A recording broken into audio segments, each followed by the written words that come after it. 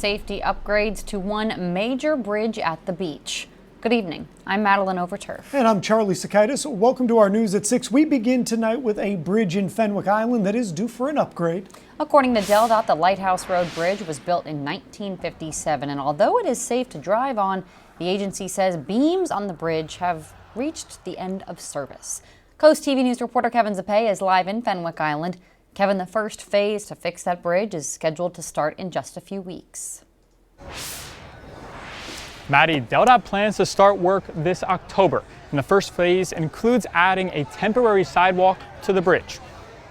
Pam Goodman's only way out of her development sits right next to the Fenwick Island Bridge. With construction expected to begin this October, Goodman says one issue comes to mind. Traffic. We already have a severe problem getting out of our street as it is. DelDOT hosted a public workshop today to discuss the upcoming replacement of the bridge. Plans call for a full replacement with a longer and wider structure that includes sidewalks and bike lanes. According to DelDOT, the bridge won't fully close, but drivers should expect single-lane closures during parts of construction.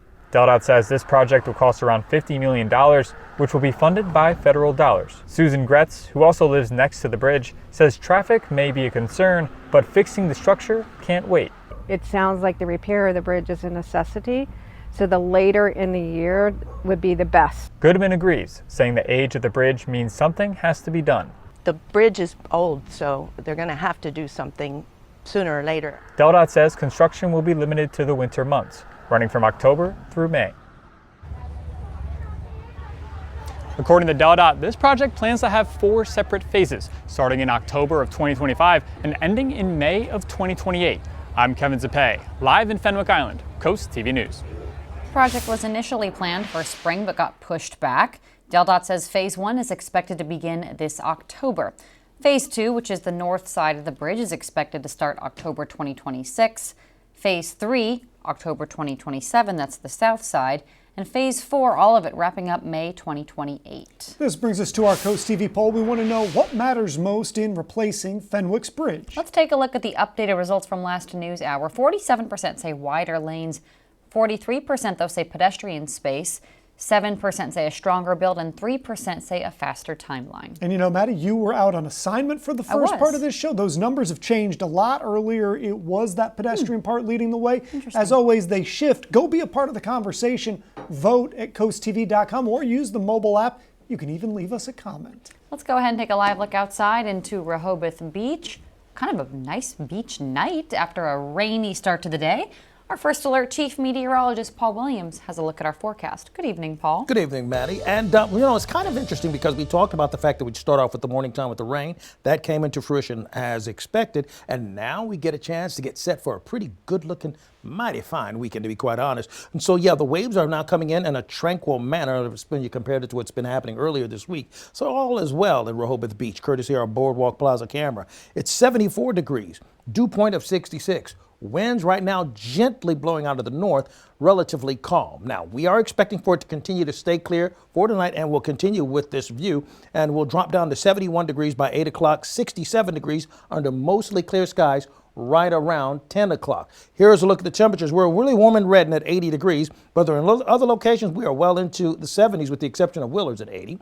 It's 73 in Millsboro, 76 right now in Georgetown as well as Seaford. We're holding at 77 degrees in Del Mar and Gumboro, as well as Milford and north in Harrington. Now, here's how things have now shifted. We're much warmer, and we're going to carry that warming trend, especially into Friday. In fact, Friday is going to be one more summer-like day before the fall pattern really takes over. We're 11 degrees warmer right now in Easton. Scattered showers staying relatively limited. We had a sprinkle or two in the afternoon, but the rain we experienced, mainly was a morning time thing. Then it's out of here with high pressure and control of our weather. Here's a look at your evening planner. We're looking for temperatures to stay in the 60s overnight with the winds shifting out of the southwest and falling into the 60s. Coming up, we'll talk more about that glorious looking weekend. Till then, back to you, Charlie. Thank you, Paul. If you visited the Rehoboth Beach Boardwalk, chances are you have noticed the construction barricades that are up near the new beach patrol station. That is where Grotto's was demolished.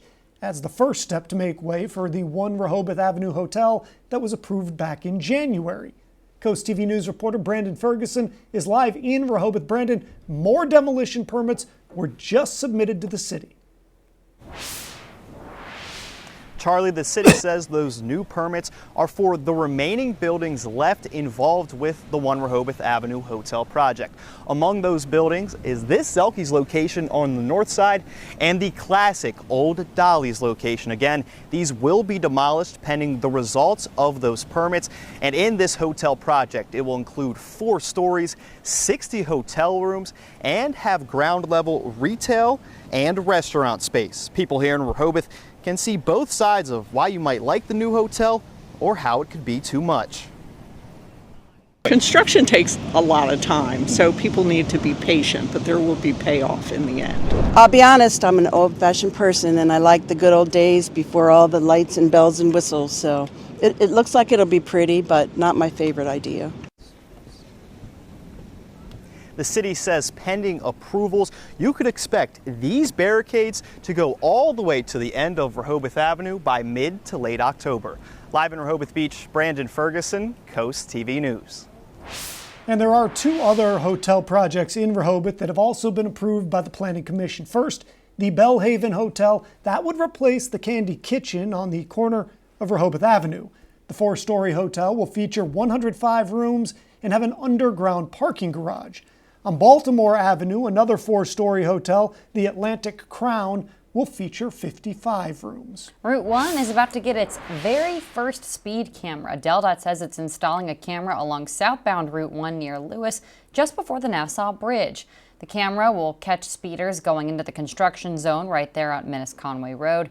Anybody who's at least 11 miles over will be caught by the camera and issued a base fee of $20 with an extra $1 for every mile you go over. DelDOT says other roads with similar cameras have actually helped decrease speeding and accidents. Business owners along the area say they just make it dangerous. What I've seen the most is actually accidents. I've actually seen a lot of airlifts right in front of our store. So we've been here a year and 2 months, and in that time I've probably seen 15 to 16 pretty bad accidents. DelDOT says it expects to have the camera installed there by the end of the year. Trees at the intersection of Cave Neck and Hudson Roads have been cleared. This is due to a water main improvement project, according to DelDOT. Now, remember, there is a roundabout plan for this area, but important to note the work you see on your screen is not for the roundabout. DelDOT says the roundabout is about a year out from construction there at Hudson, Cave Neck, and Sweetbriar. Delaware State Police are investigating a shooting that happened this morning in Lincoln. Around 6:30 a.m., troopers say they responded to Fleetown Road, the area on your screen now. DSP says an unknown person entered the home through a door that was unlocked and shot a 66-year-old man while he was sleeping. Troopers say he was hit in the chest and taken to the hospital with serious injuries. Tomorrow in Milford, the Delaware Office of Highway Safety partners with Milford Police to host a car seat check. Officers will help make sure all those car seats are correctly installed. Police are hosting this from 1 to 4 at the Milford Police Department. There's no appointment needed for that event. And we have a lot more news to get to this evening. DSN's Game of the Night underway, the high stakes for these 2 teams. And after a dismal work week that causes me to cough, we're looking for a wonderful recreational weekend of weather. More of that coming up. But first, Koopman's Collection, One Delaware Veterans Museum, blending military history, motorsports, and more. It's our Coastal Connections when we're back in just 60 seconds.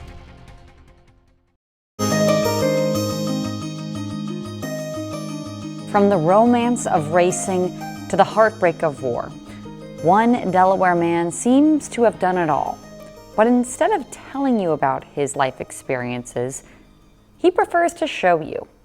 In this week's Coastal Connections, Emma Aiken introduces us to a man who has turned his incredible life into a private museum. Look, you could feel the helmets. Crazy. That's something?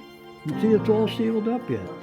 That's how most interactions go at Walter Koopman's private museum in Lincoln. But I really enjoy this because this is all very educational history, okay? There's nothing that you wouldn't want to show Grandma. A pandemic project became an intricate display showcasing many historical events, many that Koopman lived himself. When you do something and you've had your hands on it, or you've actually been involved in this, you don't have to make a story up. Koopman says it's those firsthand experiences, like being the first American to win the Prix de Paris, that make it easy to give people a memorable visit. And these are all the places that I've raced in Europe and then all over the United States. All things cars, small models, to super speed racers that he's driven, each collectible with a unique story that Koopman can tell. Well, after World War II, this was the economy car for the country of France. It was the people's car. Koopman says his passion for racing grew during his downtime as a liaison in the Korean War. After serving in the Korean War and spending 27 total years in the Army, Koopman wanted to make sure Korean War veterans are remembered and represented here at home. He helped bring this memorial to Georgetown. And since it's Sussex County, these are the 14 names of the deceased who were actually killed in action. Koopman's museum showcases many eras and groups: the Korean War, the Vietnam War, the Tuskegee Airmen, World War II, international automotive racing, and the Sports Car Club of America. He did 409 combat missions between World War II, Korea, and Vietnam. And a lot of the memorabilia represents Koopman's dedication to serving others. I would want people to remember me as a giving person. Beyond his military service, Koopman is involved with the Korean War Veterans Association, the Cheer Community Center, and has served in countless other ways through historical exhibition, advocacy, and outreach. My thing is public service. Which is why Koopman's collection is free to visit. He only requests that you schedule an appointment so he can be directly involved in shaping your experience. From wheels to wings and a world of wisdom, Koopman leaves us with this. I believe that life is a special occasion, and don't let it pass you by. Enjoy every day, because we have no guarantee we'll be here tomorrow. For Coastal Connections, I'm Emma Aiken. WRK, you know. Right now, we take a look at Dover, and we're seeing the evidence of what we anticipate going into the weekend. Parting skies, blue sky, and tranquil conditions. We're looking at winds only at about 7 miles per hour. However, 78 comfortable degrees, and we're going to get really warm for Friday before we settle into a fall pattern into the weekend, going into the first day officially of fall. It's 76 degrees in Georgetown as well as Seaford, and 76 degrees right now in Laurel. We're holding at 76 also in Lewis, by the way, and 73 Bethany Beach. We warmed to 77. That was the high for the day.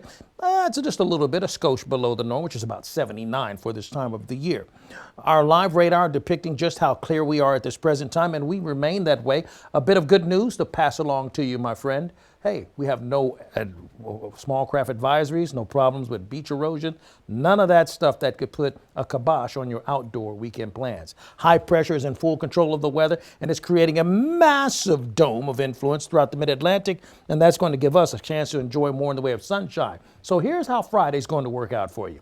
Winds are pushing out of the west at about 6 to 12 miles per hour. Temperatures well into the mid-80s throughout all of Sussex and even going into Kent County. Now, we're going to be a little bit cooler, but not by much.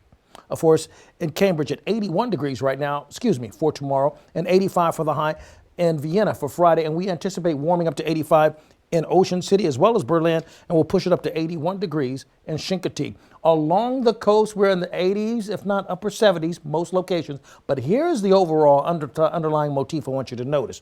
With the winds out of the west, but look at that sunshine. Whether you're in Ocean City, Rehoboth Beach, Dewey Beach, Chincoteague, Bethany Beach, or Lewis, we're looking for an abundance of sunshine to kick in for us. Friday, we look for temperatures climbing to the 50s. Now, Saturday, early in the morning, like about 1 o'clock, we'll have temperatures settling into the upper 60s. But then we'll rebound nicely by mid-morning. We'll see a few scattered clouds in Ellendale, Georgetown, and Milton. But in other locations, that's not going to be the issue now. Even with the cloud cover, although it's going to look ominous for a moment, just for a moment, don't panic. It'll clear out quickly by lunchtime, okay? And we have what I call the ache alert. Now, this is something that measures what's happening with high pressure or low pressure. And wherever we have green, we're looking at folks with arthritis, like myself a little bit. We're looking in the green until we get to Sunday. Monday, we're looking at yellow, but then red right about here is when we're looking for another situation where low pressure will begin to affect us. Watching out for a little slight chance of rain, and that's when the knee, the joints will maybe start to ache just a bit. Let's talk about Gabrielle. Tropical storm, and staying a tropical storm for right now. Sustained winds at 50 miles per hour, and we're expecting for it to veer away from the coast. The latest model run is showing that we're going to get up to a Category 2 briefly. It's actually going to move east of, Bermuda. So as far as its effect on us, we're going to be 699 miles away. I calculated it down to 99 miles away. Okay, we'll say 700 miles away from you. And it's just not going to have the gusto that the other one had. And it's not as big, it's not as bad, and it's not as ornery. All right, so our 3-day beach forecast, we're going to start off with sunshine on Friday. And then we'll clear out going into Saturday and Sunday. It's going to cool down to a much more fall-like feel in the air, even in Lewis and Rehoboth. And finally, here's a look at your extended forecast, first day of fall on Monday. Thank you, Paul. Coast TV is your home for Sunday night football. This week, the Kansas City Chiefs take on the New York Giants. Coverage begins at 7 p.m. only here on Coast TV. And of course, we'll have hyper-local coverage after the big game. Yeah, so stay with us. And fall isn't just football. We are featuring marching bands on the Delmarva Sports Network. Those competitions have over a dozen schools from across the peninsula. The competitions will stream exclusively on DSN+. The first is scheduled for this Saturday. Delmarva Sports Network from the Wawa Studios. Good evening, beautiful people. It's officially game day here on the peninsula in high school. And the Bronx Bombers are in town in Baltimore for a 4-game set with the O's. Let's start first on the gridiron, where James M. Bennett and Parkside are just getting underway here in Salisbury at Wicomico County Stadium in a rivalry game with two teams who enter the day 1-1. But of course, all that goes out the window when you're playing in a game that means a little bit more than usual. If you want to go over and catch that game, head over to DSN now with Tyler Aiken and Dustin Mills on the call. Should be still in the first half, and it's one game that we've had circled on our calendar for the last few weeks. And over on the baseball diamond, the Bronx Bombers, the New York Yankees, are in Maryland for a weekend getaway against the Orioles. It's the second to last meeting between the two teams as they'll finish up the regular season against each other next week. The Orioles are riding high right now, winners of their last 3, and have won 2 of its last 3 against the Yankees inside the confines of Oriole Park. First pitch is set for 7:15 on Fox, and it should be a fun divisional battle. That'll do it for sports. Have a great night. In Ocean City, beautiful weather, 72 degrees for now, dropping to 67, and clear skies by 10 o'clock tonight.